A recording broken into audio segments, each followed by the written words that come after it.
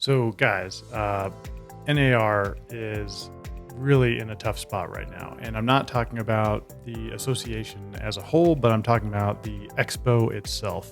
I've been going to the NAR expo and exhibiting at the expo for ever, it seems like decades.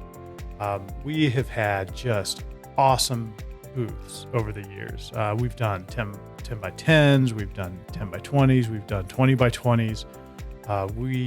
Because the event had so much traffic, right? There were so many vendors to talk to. There were so many people attending the event.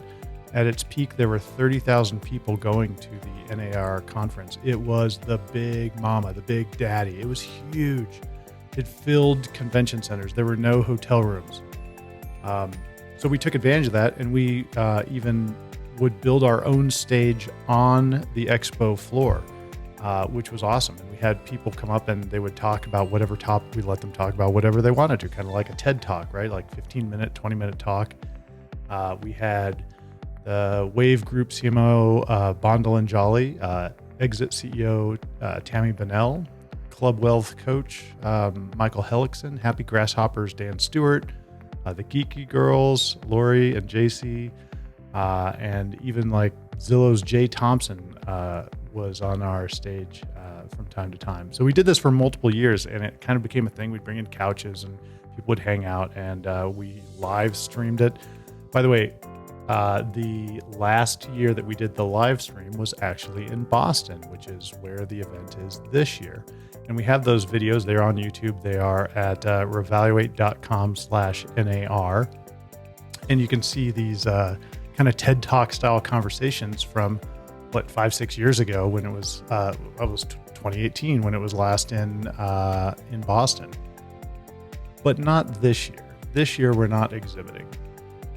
We didn't exhibit last year either. Went down there while the settlement or while the lawsuits were going on, and it was a ghost town in there. So we're definitely not doing it this year.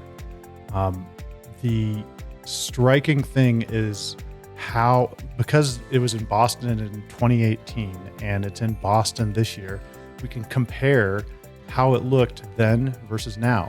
And so that's what I can show you here is how very much visually how the event is dying over the years. So attendance is down, vendors, sponsors are down. And you can see as you scroll back and forth here between 2018's floor plan and the 2024 in purple, you can see how many fewer vendors and what the footprint is. Same space, same size building. The footprint of the expo hall has shrunk so much. So while some people like my friend Rob Hahn will say, hey, NAR itself is a withering organization, and there are certainly signs to point to that, and that membership is going to be down, and if it's not required, the dues are going to disappear, and so they're going to have cuts. I think all of that's true. The timeline, whether that's 5 years, 10 years, or somewhere sooner, who knows? I certainly hope that's not true. I have lots of friends that work for NAR.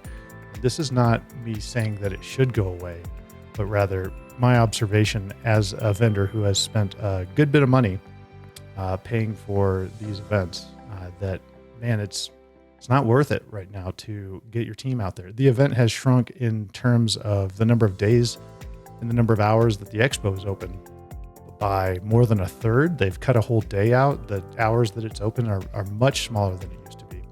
There's just not enough traffic to support so many days. So I think they've got some issues. They could resolve that. They could make it better. They could make it less expensive. They could make it more enticing for people to come and exhibit, for more people to come and attend and get into the expo hall. But they haven't figured out that recipe yet.